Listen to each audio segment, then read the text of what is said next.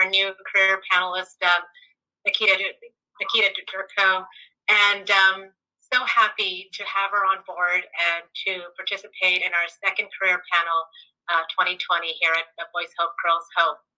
Just want to share a real quick story. I met Nikita through a mutual friend at an organization in Sonoma called Mentoring Alliance, and she introduced me to Nikita. And the first time when I met her and we Zoomed together, I was so impressed by her grace, her tenacity, and just her softness, and she articulated her whole history so beautifully. I thought this is going to be a perfect match for Boys Hope, Girls Hope. So I had a wonderful experience getting to know her, and I feel very lucky to share that with all of you. So this is really a great opportunity, and I want to share a couple more things about her. So Nikita in 2019 became the Swiss national champion in BMX. And this year in 2020, she was ready to take on the biggest stage, and that was the 2020 Tokyo Olympics. Of course, that got delayed, but we sure do look forward to seeing her when the Olympics do open up. Nikita is excited to show BMX on a worldwide stage as well as for boys to help end the stigma around mental health. So without further ado, I introduce to you Nikita. Couldn't find the unmute button. That's okay. Yeah, thank you so much for having me. Really excited to meet you all. And so my name's Nikita. I'm 24. I grew up in Sonoma County, and now I ride BMX professionally. The reason I don't know if you mentioned that I'm on the Swiss team is that I'm half Swiss. My dad is Swiss. My mom is American. So I'll be representing them hopefully 2021 if they can manage to pull off the Olympics with everything going on. Yeah. But so I was in San Diego a bit. I had moved there for training. And now since January, I moved to North Carolina to be closer to another facility here that I thought would be good for my training. So yeah, I've been out here for the past few months, kind of timed it perfectly with COVID and everything because we have this private facility here, so we were able to continue doing, preparing and stuff with everything else going on. And basically the typical week here is just we train every morning at the skate park and work out a couple times a week. And then kind of I've been trying to take some time to explore the state. I've never been here before now. And I've never really been out of California for more than I've been to other countries and stuff, but I haven't really explored the States. So it's been cool to kind of get to explore a little more, kind of the outdoors, because that's, the only thing really that we can explore right now with everything else being closed. I guess I should maybe explain what freestyle BMX is. I guess it's not that common of a sport, but it's basically the small bikes that we ride at skate parks, pretty much skateboarding, but on bikes. I started riding when I was 14. I had played soccer and other sports growing up, and then when I was 11 or 12, I started developing pretty severe anxiety to the point where I wouldn't leave my house anymore. So I had to quit soccer. I had to kind of stop doing everything else that I was doing, and I was just stuck at home, pretty bored. And I picked up music a little bit because that was something I could do in my room. And then my mom told me, if you're going to stop playing soccer and all these things, you have to do some sort of sport. And at the time, she didn't really understand. None of us really understood this whole anxiety thing and what it was. And it sort of just looked like I was being a bad kid, I didn't want to listen to anyone. But really, I was just terrified to leave my house. So anyways, somehow I kind of just made up, okay, I'm going to ride BMX in the driveway. I saw some YouTube videos. It looked pretty cool. And I was like, all right, this is going to be my sport. It's individual. I don't have to depend on a team. I don't have to go anywhere to do it for now. And luckily, my mother accepted that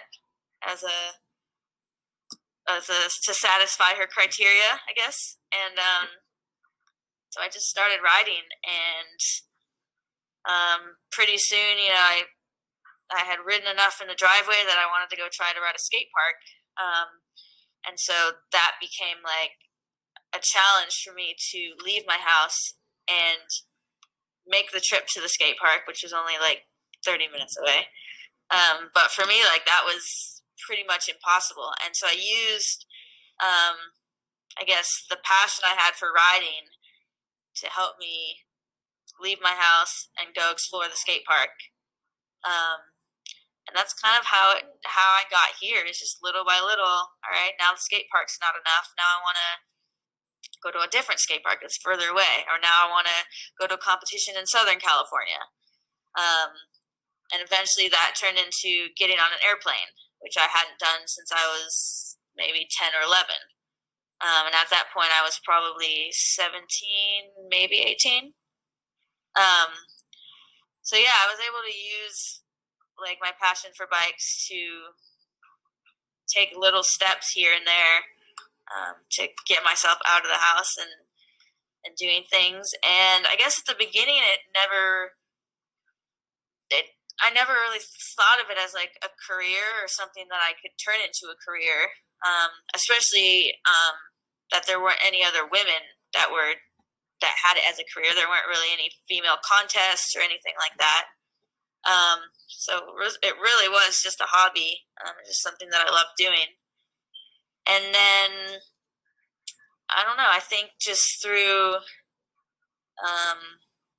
starting to go to competitions, and then I think social media helped a lot too. Instagram kind of came along eventually, and that really helped a lot of athletes connect because we were spread out all around the world. And I just started going to little competitions, and eventually they started having some women's classes, and now today, we have full on, they have to cap it and cut off how many people are entering because we have that many. So it's definitely grown a lot. And yeah, as far as school, so when that whole kind of anxiety thing happened, I stopped going to school.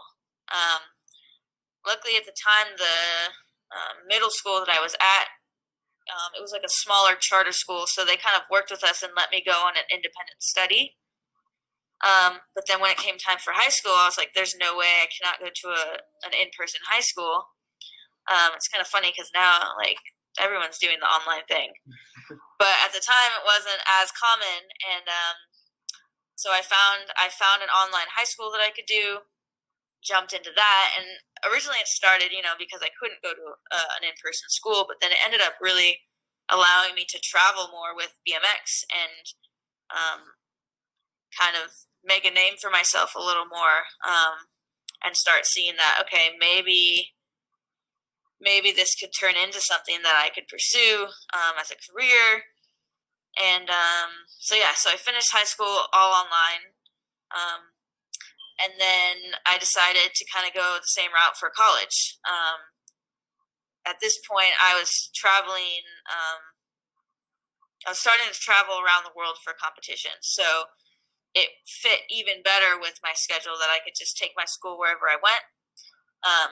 And it was always very important to me to continue getting an education and stuff.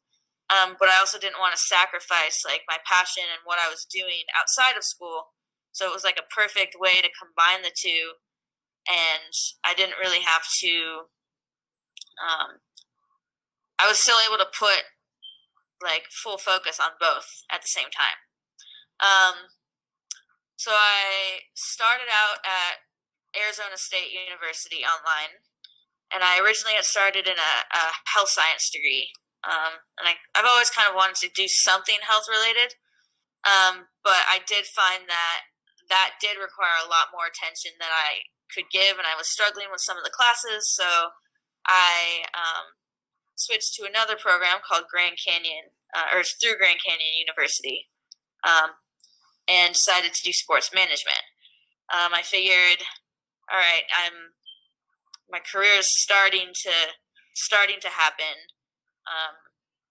It is about competing and doing well at competitions, but then another side of it, especially because there wasn't a lot of sponsored female riders, was that I was going to have to market myself. I was going to have to learn how to do all of this, how to like talk to companies and pitch myself to them. And so I figured this sports management degree, not only would I, come out of it with a degree as kind of a backup plan, but I would be learning things that would be useful to what I was doing in that very moment. And I think it was cool because I was able to, a lot of the stuff I was learning in the classes, I really could apply to my career and what I was doing, and I could apply it to like real life situations, which for me, I'm like a very hands-on learner. So that was, better than just reading the information and having it like kind of leave my brain. I could really see it working in the real world. So yeah, I graduated,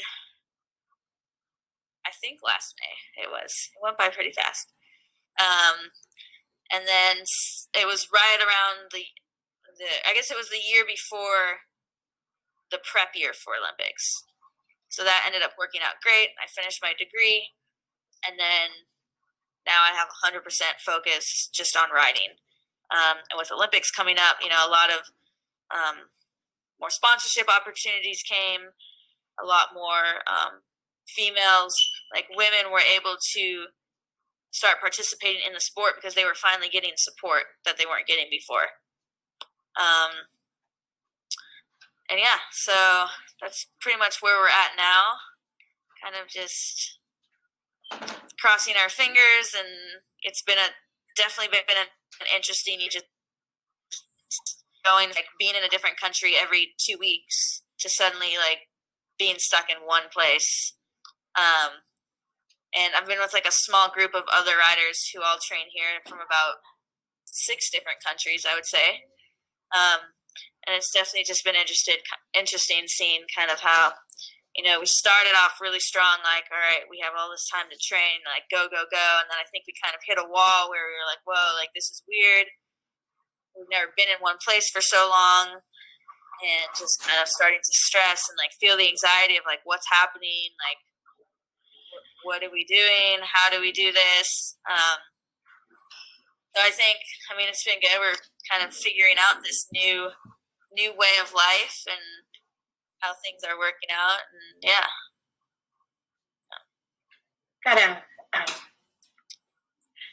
Nikita, can you speak a little bit more about the work that it takes to get to that competition and how you prepare for that from your first competition and now to the big stage, and how you really muster all the energy to get there? Yeah, so definitely, like, my first competition was like, I remember going and I remember knowing that I could, like, based on videos I had seen, I was at least like in the middle of the pack skill wise. So I went into it kind of like, all right, this is going to be fine, we're good. And then I didn't even qualify for finals, and some people had qualified ahead of me that I just didn't understand how they had gotten ahead of me. And I learned that it wasn't necessarily about just doing like one big trick or something. You have to be consistent all the way through, and you have to know how to put a run together. And that was like the biggest thing I learned right off the bat, was like, all right, it's not just about throwing like a crazy trick. Like, you really have to be well-rounded overall. So from then on, I kind of started working on that, and just making sure, so like working on consistency, pre-contest, it's like there's a couple things that we have to do. We have to work on new tricks, which can be a huge, not just a physical battle, but a huge mental battle, because you have to, not only do you have to like learn this skill and understand how to do it, but then you have your brain telling you, no, that's dangerous, don't do that. And then depending on what type of person you are, I'm a very cautious person. I want to know every single detail before I jump into something. And so that's been like one of my biggest struggles with riding, is like my brain constantly telling me like, no, don't do that. And then I have to somehow find a way to just shut it off and just go and just take that jump. So learning tricks, and then you have to also be able to make everything consistent. So once you learn a new trick, now you have to add it into your daily routine. And at first it's like really scary. Like you did it once and it's like, okay, and then the adrenaline goes away and you're like, shoot, I have to do it again. And so depending on what trick it is, it could be a couple days, it could be weeks, it could be months of like forcing yourself to do it every day until it gets moved from like this, like I'm scared of doing this trick to, all right, now it's like on the warm-up list. So that's kind of like the physical side, other than, like gym workouts and stuff like that. But on the bike side, just learning new tricks and then making everything consistent so that when you get to a competition, you're given like a course that you've never ridden before.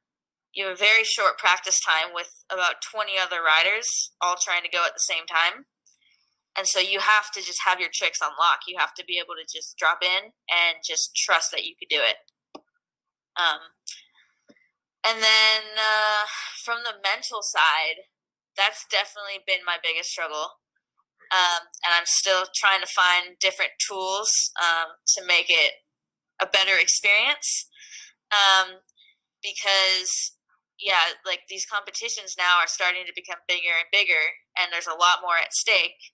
So even now, it's almost like the more experienced I get, the more nerves I have at competitions. And so I work with a sports psychologist. I've been working with him since I was like 17 or 18. And just figuring out different tools for like when you, whether it's practice or like it's go time and you're standing there and you're starting to freak out and the cameras are on you and you can't go anywhere. So, he's taught me like breathing techniques and like grounding and all these different things that just to have kind of in my back pocket. So when I'm like thrown into these situations, I can try and make it, a little easier. Nice.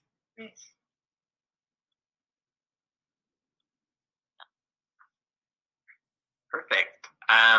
Well, we'd love to open up the opportunity for our scholars to ask any questions. I have a few, but I want to definitely give you guys the opportunity to ask the ones that you guys have. So does anybody want to go ahead and ask their first question to Nikita? Kevin, I see Eugene with his hands up.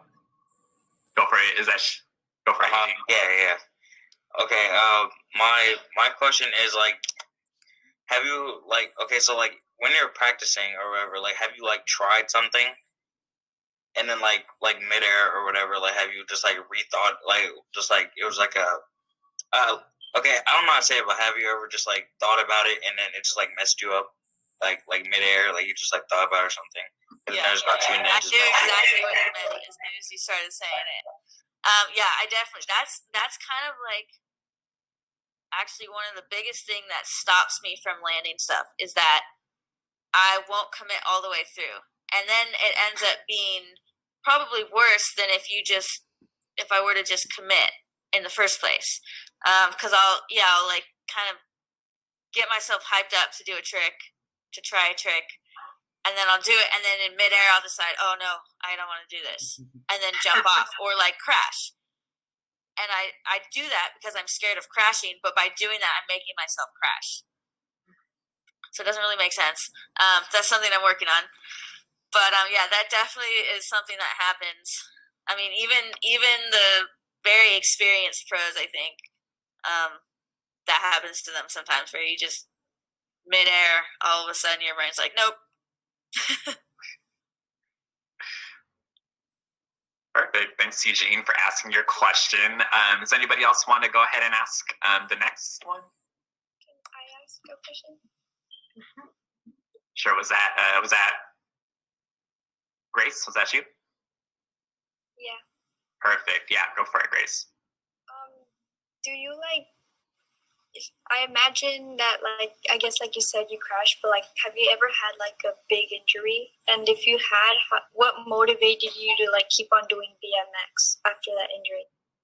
So I've broken a few bones, and injured my torn some ligaments in my knee and stuff. And yeah, it's definitely you go through these phases of first you get hurt,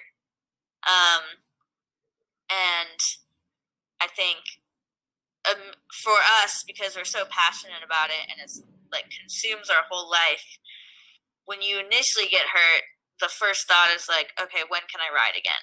What does this injury entail, and how long is it going to take me to get back to my bike?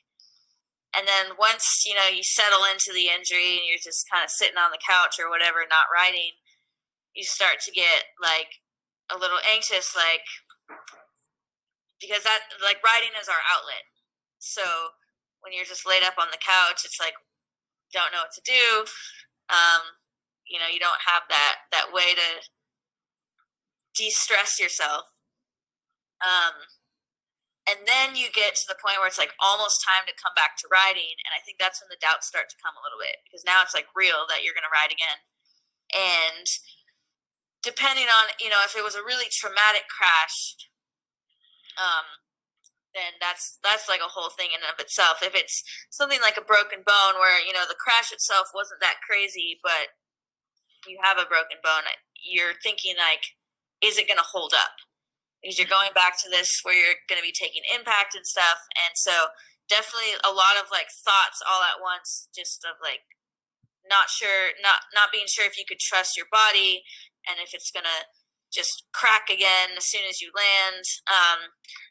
And so I think it's just almost the same approach to trying a new trick, where you just have to ease back into it, kind of just shut your brain off, and just do little tests just to kind of get the confidence back. And with me, it was by doing that, within a week, I was okay, we're good.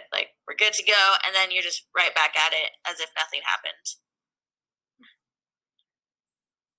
Thank you. Of course. Thanks, Grace. Perfect. Does anybody else have any other questions? I got a question. Go for it, Evan. Is there anyone that I know you said there wasn't many women BMX riders, but is there anyone else kind of or athletes or any influential people that kind of inspired you to take BMX more serious, or just take the sport more seriously? Well, growing up, there really weren't that many women doing it, at least at the level that we're at now. But there was a few that had started a website for female BMXers around the world, and they would just repost whenever they would find videos or anything. They would repost things.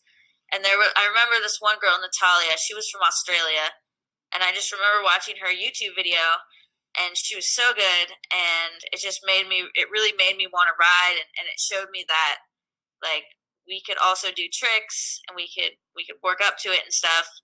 And she ended up having a bunch of knee injuries and kind of disappeared for a while. And then this year or last year, she came back, started competing, and I got to meet her, which was really cool, because she lived across the entire world.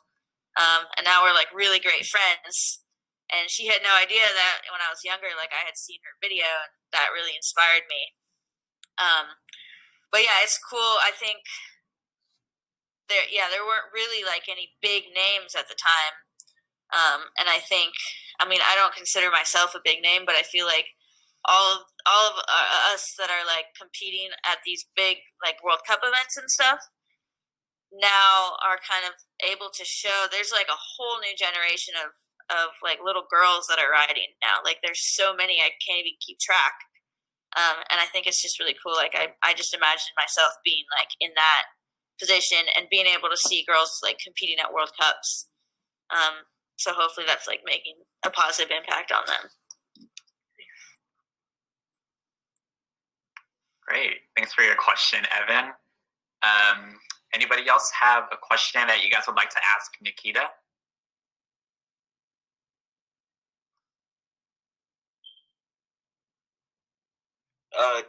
It said that Julian had a question in the chat. He asked, "What's your airtime?"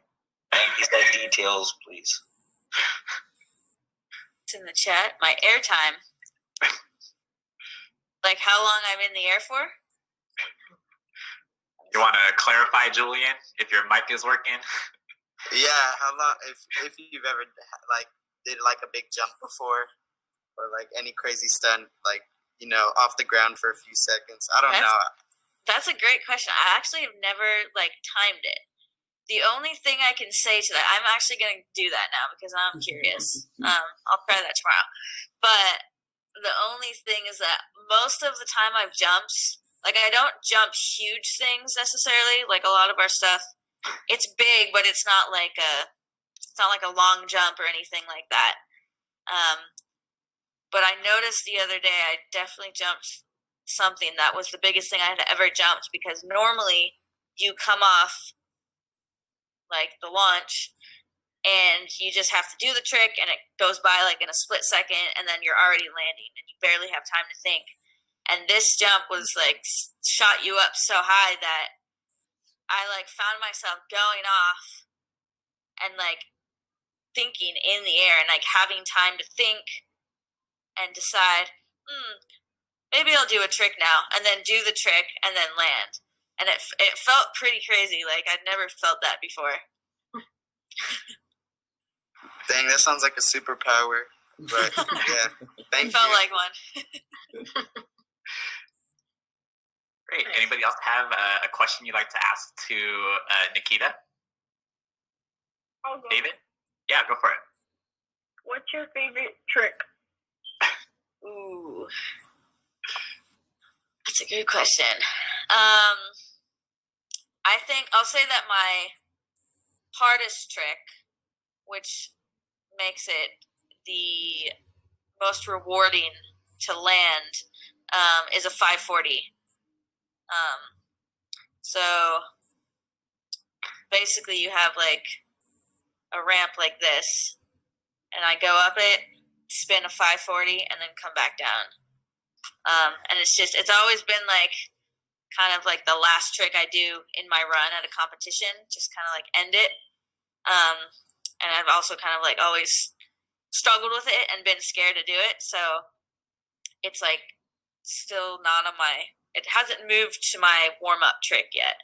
It's still on the other side, but it's definitely very rewarding when I'm able to like mentally get myself to do it and then land it. Perfect. Thanks, David, for your question. Anybody else want to ask a question to Nikita? I know that you guys all came up with some great ones, so I'm just curious to hear from some of you guys who had some good ones that I saw before.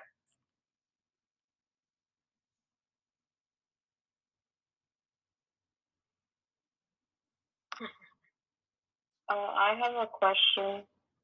Go for it, Adriana. What has been your proudest moment or like accomplishment throughout your career? So I've had some like big competitions. I tend to be like a top 5 rider. So I'm not like consistently getting on the podium, and that's always the goal. So when it happens, it's pretty special. But there was some big competitions, particularly one in Huntington Beach. So I was living in San Diego at the time, so it was a local thing. It was put on by Vans, and like Red Bull was filming it. So it was like, and it was right on the beach. So it was like a pretty big deal. And the first year I'd gone to it, I didn't even qualify. I was really bummed about it. And then I came back the next year and I won the whole event. And that was like, it was just like a pretty surreal moment. And just kind of seeing like all the hard work coming together and stuff. But that being said, I think my proudest accomplishment was kind of something that nobody else really saw, and that was getting on an airplane again. Because I had gone from, I had traveled when I was younger to go and visit my family in Switzerland, and it was kind of like a normal thing for our family to do. And then I stopped going on planes, and I stopped being able to see my family. And I was, pretty convinced that I was going to be stuck in my house for the rest of my life. So to be able to like get on a plane that first time and go ride my bike, that first time was like in another state. And then, the next time I got on a plane and went to a different country, I think to everyone else it was like, oh, she's just going to a competition. But for me, it was like probably one of the biggest moments of my life. Awesome. Great. Thanks for your question, Adriana. Good one. Does anybody else want to ask a question to Nikita? Oh, Question. I couldn't hear anything for a second there. I was just okay. What was your support system like joining BMX? And like, did you ever have any like major setbacks? So joining BMX, that's another thing that I kind of forgot to touch on, was that one thing that really drew me to it once I like started actually meeting other people that rode was how supportive of a community it was. For probably the first 3 or 4 years of riding, I never met another girl that rode. So it was always guys. But from like the moment I went to a skate park, everyone was just so nice and so cool. And the community is very like, now it's a little more official with Olympics and everything. But prior to this, like we didn't have coaches or teams or anything. Like you would just show up to the skate park, and there would most likely be more experienced riders there, and they would kind of take you under their wing, and they would teach you new things. And so it became like a family for me. And eventually it like really grew because I would start meeting, by going to competitions and stuff, I would meet people from other states and then other countries. And now it's like I probably could find somebody that I know in almost any country of the world, and it's just really cool to like kind of have that kind of community, and we all share this like similar passion. And doesn't matter like where we're from and what our background is or anything. Like we all just have this like same interest, and we like understand each other. Great. Perfect. We have time for a few more questions. Does anybody want to, if you guys hadn't gotten a chance to ask a question that you guys had for Nikita, do you guys, now's the time to do it. Anybody have any other questions? I have a question. Yeah, go for it, Marina. What's your favorite place you've traveled to? Favorite place? Ooh. So let's see. Interestingly enough, they're both in Asia. And I like them for two very different reasons. So the first is Japan. And it was just very different. I think a lot of our competitions previous to that had been in Europe. And I mean, it's very cool there and everything, but it kind of was like the same every time. And then we went to Japan, and it was just like nothing we'd had ever seen before. And it's just, I don't know, it's really cool. It's like it's very respectful. Everyone's so respectful there, and everything is like so clean. And then just the sights, it's beautiful. And then if you go into like more of a city area, it's just crazy, like 5-story arcade buildings and all this stuff. So it was really fun to go there. And then on the flip side, you have China. China is, like I mentioned before, how I like to be prepared and know every little detail about everything I do. When we learned we were going to China, I went to do my normal thing of like mapping everything out, like where the hotel was, where the venue was, how far everything is from each other. And I'm on Google Maps and nothing's popping up. You can't find any details of anything. So China was like the country I was the most terrified to go to, because I was just flying there and I had no idea what was going to happen. And then it ended up being, we went for 3 years in a row until this year, and it ended up being the wildest place ever. We rented we actually bought, because it was everything so cheap there. We bought little Vespa scooters and just used them to get around. And I don't like to do typical touristy things that are planned and stuff. That usually stresses me out too much. So it was really cool to just have these little scooters, just jump on them, and we would just drive. We would just go off through the city, and it's just really cool. Everyone's so nice there, and even though there's that language barrier and there's pretty much zero communication, it's just really cool. I don't know. It's just really fun to see such a different place, and just kind of interact with the people there, and yeah. Great. Thanks, Marina, for your question. I think we have time for a couple more. There's some people who have been posting into the chat. Yeah, I just pulled that up. Yeah, Carly, she asked if you could give your younger self a piece of advice, what would it be? I think the biggest piece of advice that I would give myself is that it's all going to work out. Even if it doesn't feel like it in the moment, I still need to give myself this advice even today. But even in those moments where it just seems like nothing's going to get better, nothing's going to work out, you're going to be stuck in your house for the rest of your life, for example.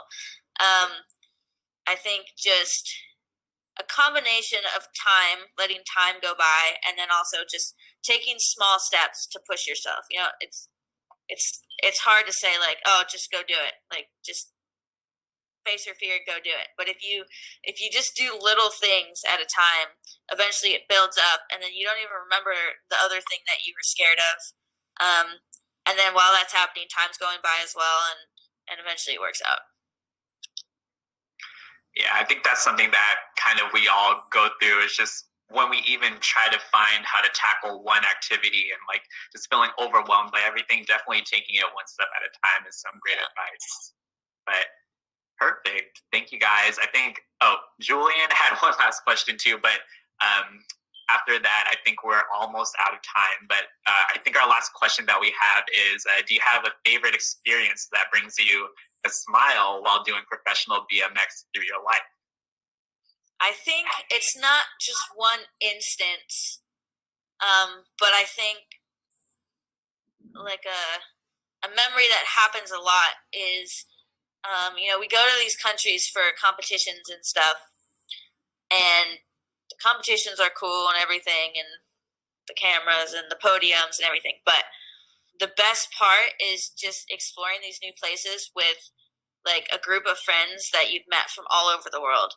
And we all just come together, and we're all exploring a new place together and having these experiences. And I mean, my phone I'm so glad we have phones, because it's just so full of pictures and videos of just all these cool times. And sometimes especially if I'm having a bad day or something, just kind of scrolling through that and just looking at all that, really, it kind of brings me back to why I ride and what keeps me in this community.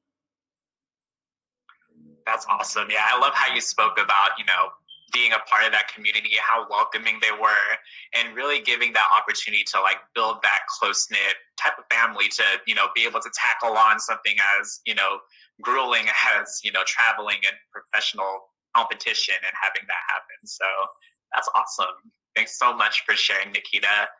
I think we are a bit out of time right now, but can we just all give a huge thank you to Nikita for spending some time with us and being able to chat with us and share her story and just answer your guys' questions.